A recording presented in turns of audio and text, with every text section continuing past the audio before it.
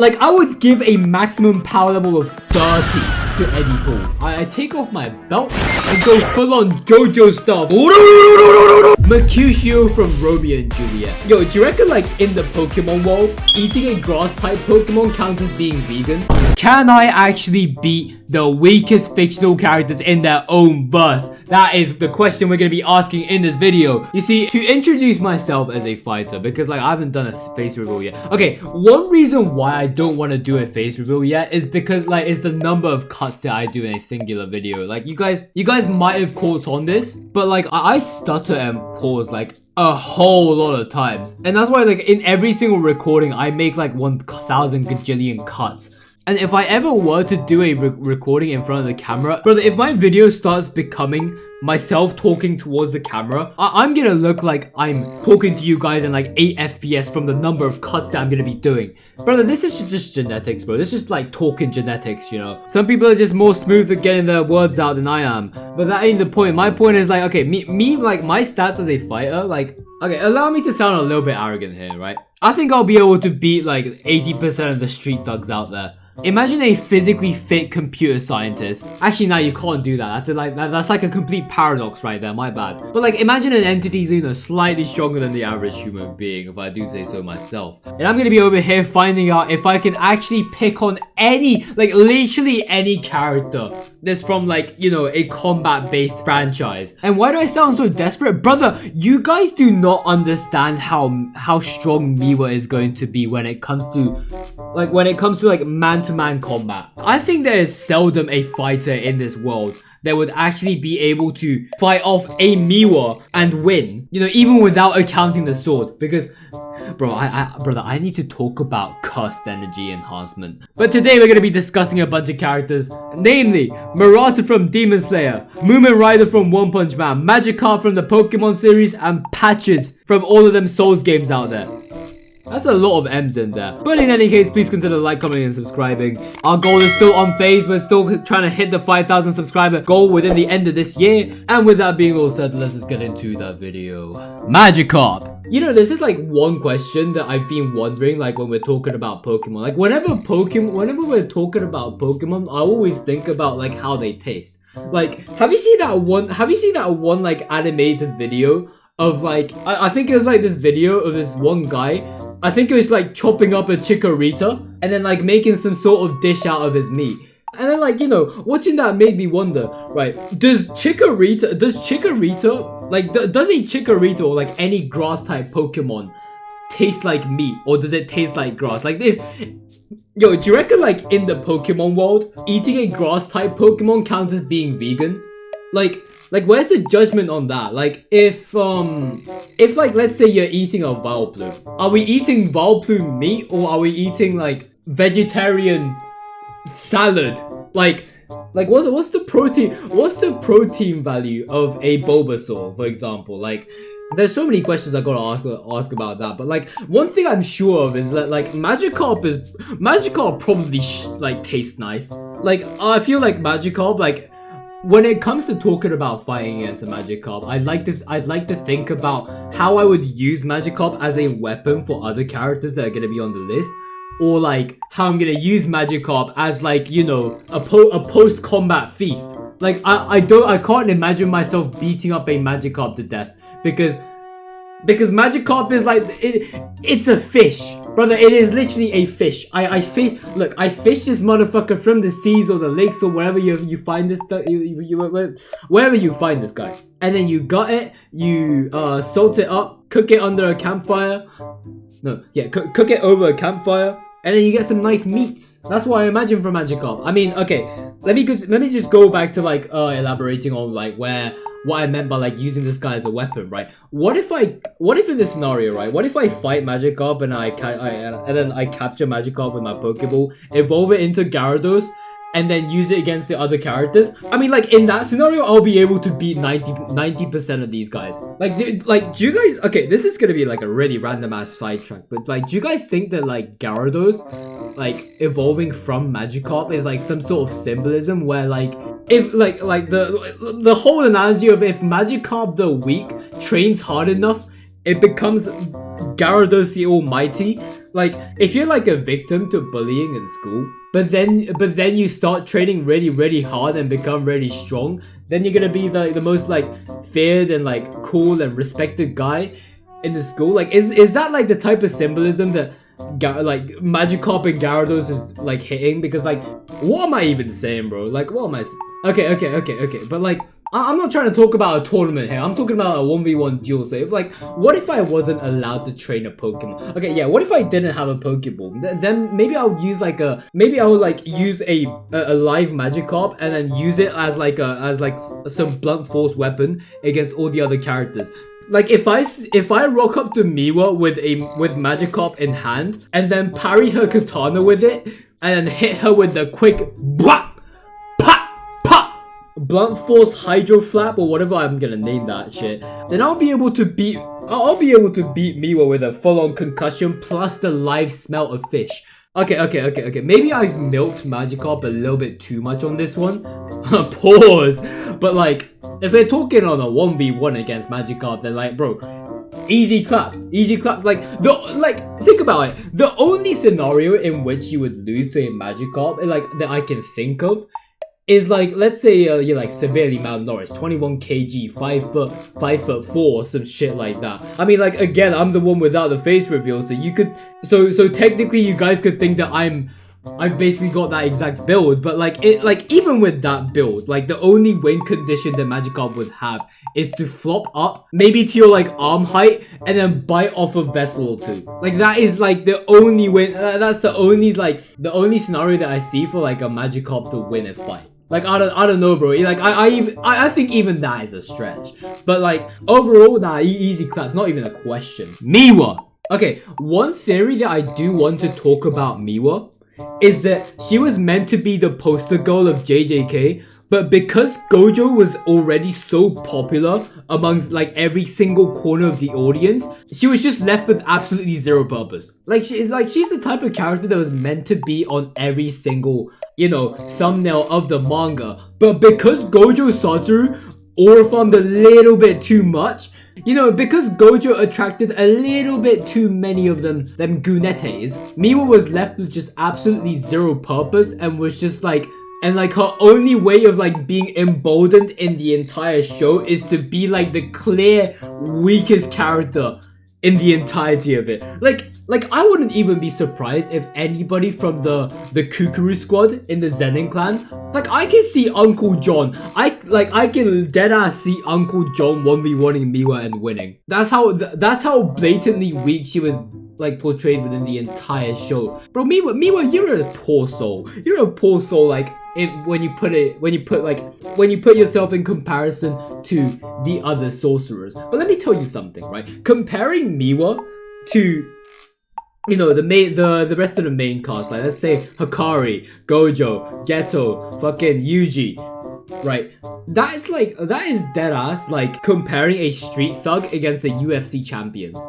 And when it comes to thugs, I'm pretty sure Miwa is able to beat like 99% of the people in the streets out there. So I think when it comes to going against a normal human being, like, because Miwa is like still somewhat able to, like, you know, enhance her physique with cursed energy, I think this is gonna be a really tough fight. Like, no, wait, I think I'll lose. Wait, no, like, I don't know, she's got it all covered. Like, she's gonna be physically stronger than me because of cursed energy, and she already has a weapon. And she's already got a fighting style that revolves around that weapon. So, even when I'm, like, handed a katana or a Magikarp, I don't think I can beat her. Wait, wait, hold on, I'm coming to this realization right now. Like, Miwa is a fighter. Bro, like, guys, like, believe it or not, Miwa is a fighter. Like, at the end of the day, she's a Jujutsu sorcerer. Like, I guess the main question is Miwa able to parry a bullet?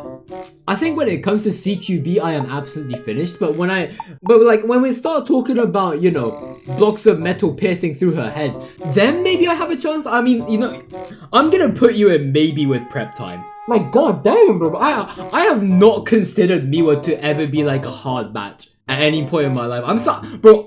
I've just been given with like the entire like paragraph of realization here. Hold on. I like Miwa might be just a little bit strong. Yamcha. Yeah, no, I'm cooked. I'm cooked. I ain't beating this guy, bro.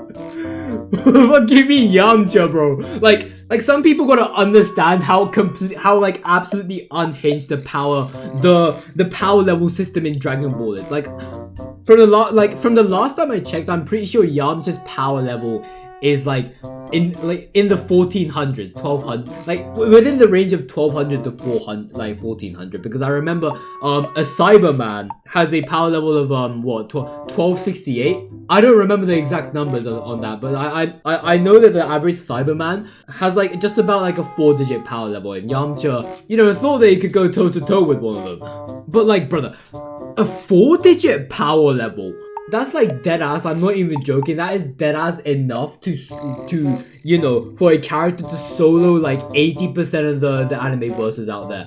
Like, okay, let me put you guys into perspective, right? The average human being, like some bloke with a shotgun, has a power level of 2. Oh yeah, nah, bro. Mercenary Tao has an estimated power level of like somewhere around 200 or like right under it. And that man's over here destroying pillars of pure marble by just laying a finger on it. Like, you can say that's some like ancient Chinese technique or some shit, but like I don't even care, bro. I don't even care. You breaking a pillar with the tip of your finger. My brother, you're telling me you only need 200 of the power levels to parry a bullet with the back of your shoe. Like, how does power level transfer to your shoe? Like, okay, if we're using the power level metric like that, like Conor McGregor, Mike Tyson, Bob Sapp, fucking Eddie Hall, like, I would give a maximum power level of 30 to Eddie Hall, and that's a very big overestimate. I'm being really generous with that like assumption. Yamcha has 14. I'm cooked. Nah, hell nah, hell nah. I don't even know if I can survive this man's air particles coming out of him breathing out. Like, bro, Yamcha is a brave man. He's a brave and mighty man, bro. Patches from the Soul series. Again, I think this is just like a Miwa situation.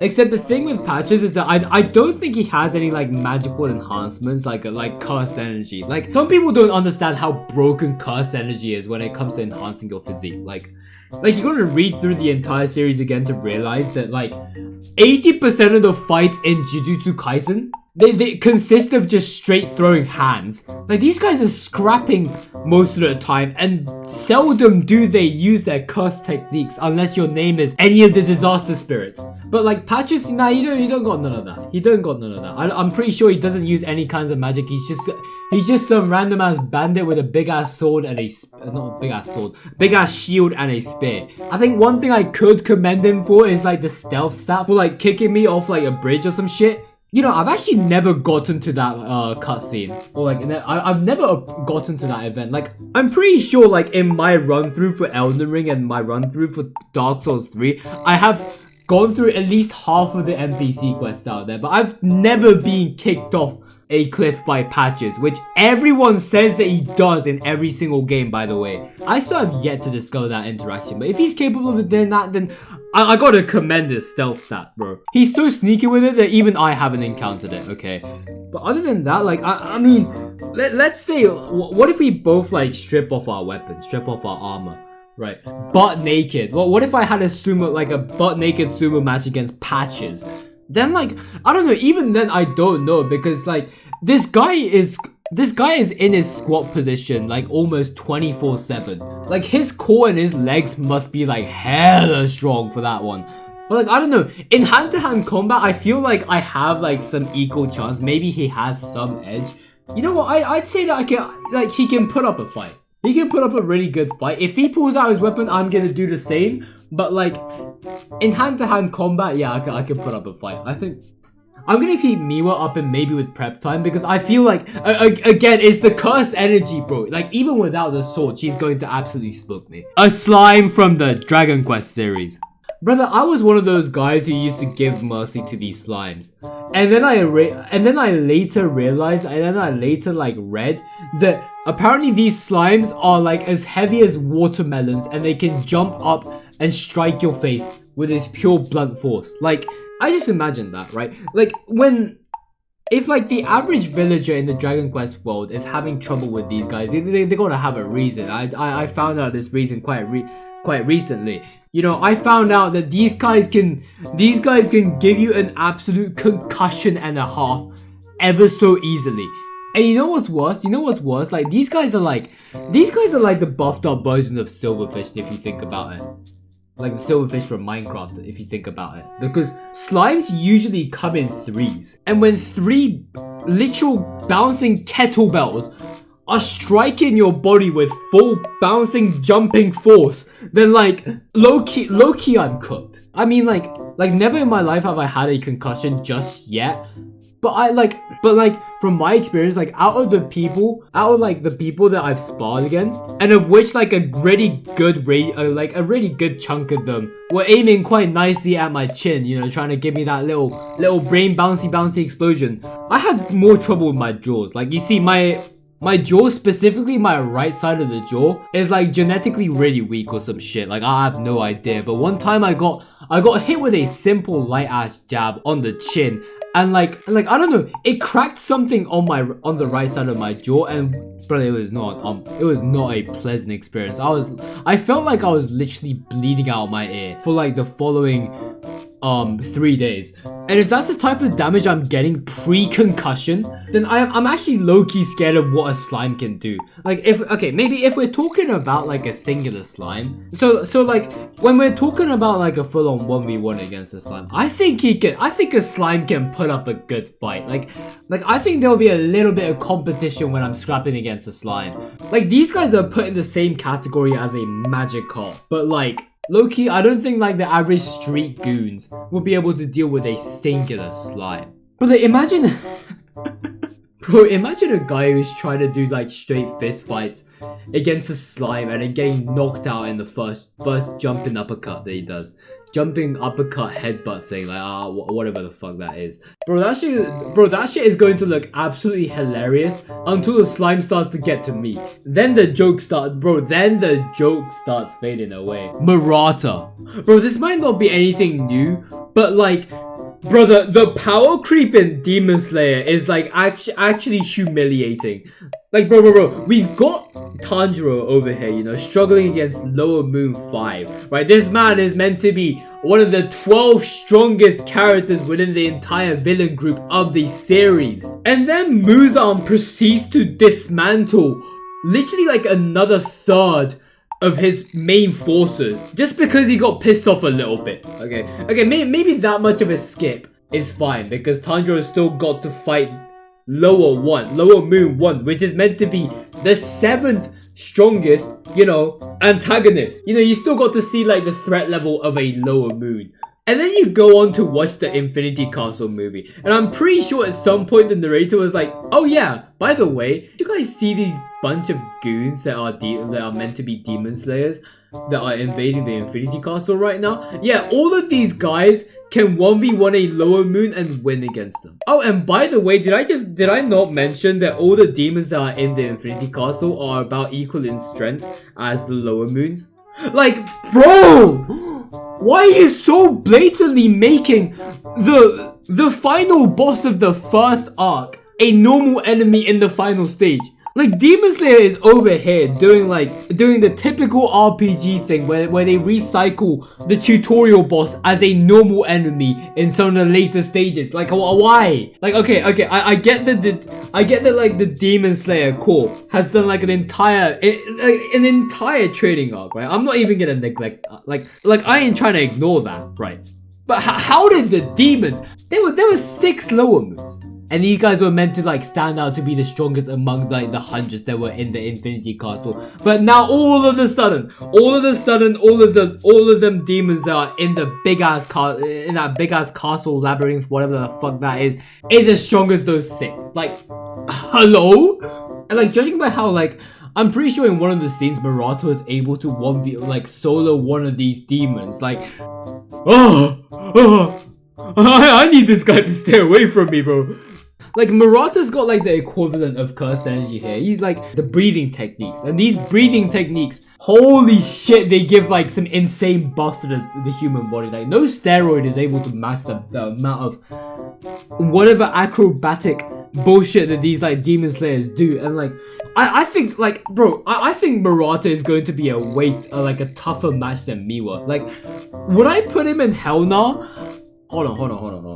Wait, 1 second. I'm trying to remember the entire Hashira training arc right now. Yeah, no, this guy. Yeah, nah. I'm putting him in Hell now, bro. This guy was pushing literal boulders. Brother, do you realize how many tons that thing could be? Like if your breathing technique, if you're able to control your breathing in a way where you can push an entire ass boulder, like, I ain't doing that, bro. Seraphine from League of Legends. Bro, I gotta start you off with a sequence, right?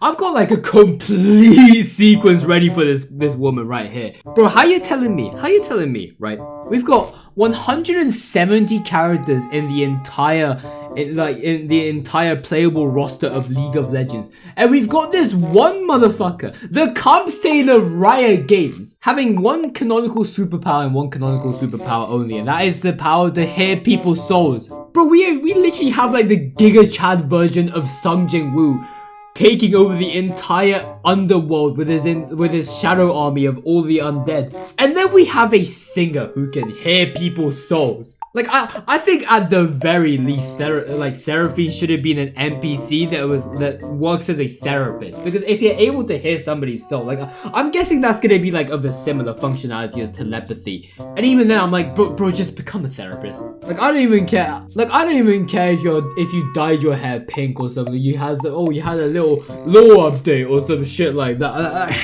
I've got a sequence ready for you. You see that little Roomba that you're floating around on? I'm swiping that shit, bro. When Dora the Explorer goes swiping, no swiping now, bro, I'll be like, fuck that. I'm swiping that entire Roomba hoverboard bullshit that she's on. You know, get off that high horse.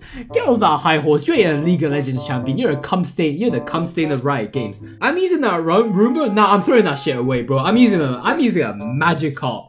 Maybe give her like a couple of bitch slaps with a Magikarp. And then I take my top off. I reveal my wife beater. I take off my belt and go full on JoJo style. Fucking absolutely beaten down, bruised and gone. Finished. Man, get this pink cat out of the scene, bro. As an easy claps. Easy claps, no contest, no question. A bandit from Deepwoken. Bro, you like... There's times where I get completely humbled by the fact that I'm just like really bad at video games. Like you might know me as a gamer, but that doesn't make me good at video games, and Deepwoken has made me realize that to the fullest extent. You don't understand, brother. You don't understand how many times I've lost my character against a fucking bandit. Like, there's not even like a consistent level system in this game, and I'm pretty sure these guys are like level 1 to level 5 or some shit like that. Like, when you're over here, you know, losing to a Sharko, that's completely fine. When you're over here losing to a bandit, I still think that's fair enough, bro. I still think, like, and like, it doesn't help for the fact that, like, when it comes to playing Deepwoken, it's like you're timing your parries along with like the latency of the server that you're in. Like, that's the crazy shit. Like, most of the times I've always got the NA servers with like 200 ping, and I had to parry anticipating 2 milliseconds ahead. But playing a Roblox game has to be like the most like sloppy experience when it comes to playing video games. And don't get me wrong, like Deepwoken I advocate as being like the only good Roblox game. Like, I feel like the only setback of Deepwoken is the fact that it's a Roblox game. Otherwise, it's really good. And these are words coming from a guy who got absolutely beaten the shat out of all these bandits. Bro, these bandits are absolutely crazy. Like, I think at the very least, give me a weapon.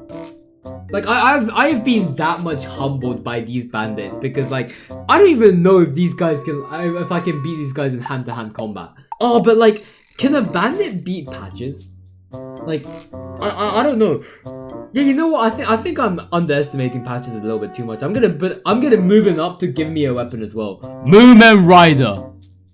Look, the thing about Mumen Rider is that he's like the anomaly because he's because everybody around him has superpowers for some dumb fuck reason. Like, brother, it is so easy to get superpowers in One Punch Man. In One Punch Man for like absolutely no reason. Like, you could just get, like, it could literally just be like a random Wednesday doing your like weekly grosses, and then on the way back you get hit with like some magical pollen virus that makes you like this galactic level monster. Like, okay, like imagine another scenario where like you're literally like the greatest test subject in like a science experiment to make like, you know, the strongest organism in the entire universe, and some guy who has done a bunch of sit-ups, push-ups, and squats and jogs for like a straight 3 years, some guy who's dabbled into like a crazy amount of calisthenics just walks up into your basement and then completely nullifies your reason of being.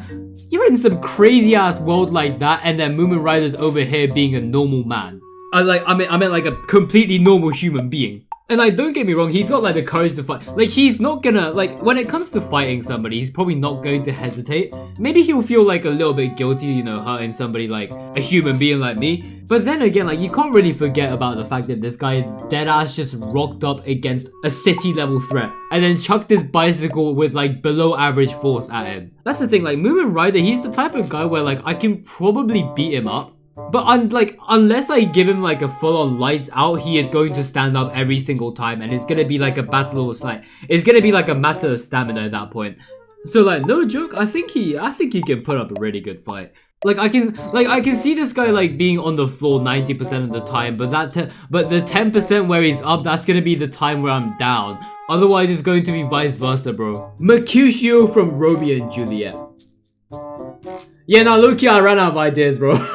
I ran out of ideas. I was thinking for like hours upon hours, and I was like, wait a second, didn't Romeo and Juliet have this one fight scene? And then I just deduced that Mercutio was the weakest character because he was the only one who was portrayed to fight against another character and lose. I mean, he didn't technically lose. I mean, like, he got his 1v1 interrupted and then his tempo completely crashed down. So you know what, I'll give him for the fact that he's like, you know, a duelist of a sort.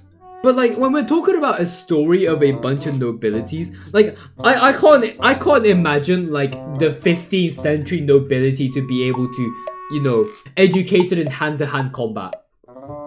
Like, I feel like the type of shit that the nobility rocks up with at those times is, you know, using a sword, using a rapier, and like having a very like elegant and clean fighting style. And you know, it's gonna be completely different from going, oi mate, you got a license for that, and then getting your fists at the ready and then tackling each other on the floor. I don't see somebody as bougie as Mercutio doing that. So like, I feel like this is gonna be an easy claps. Like, I mean, like, can he be a Seraphine? Yeah, no, 100%, bro. Like, and I'm accounting this for the fact that like, even if Seraphine's ability is like something similar to like, I don't know, telepathy or whatever, I think she gets bodied by literally everybody else on this list.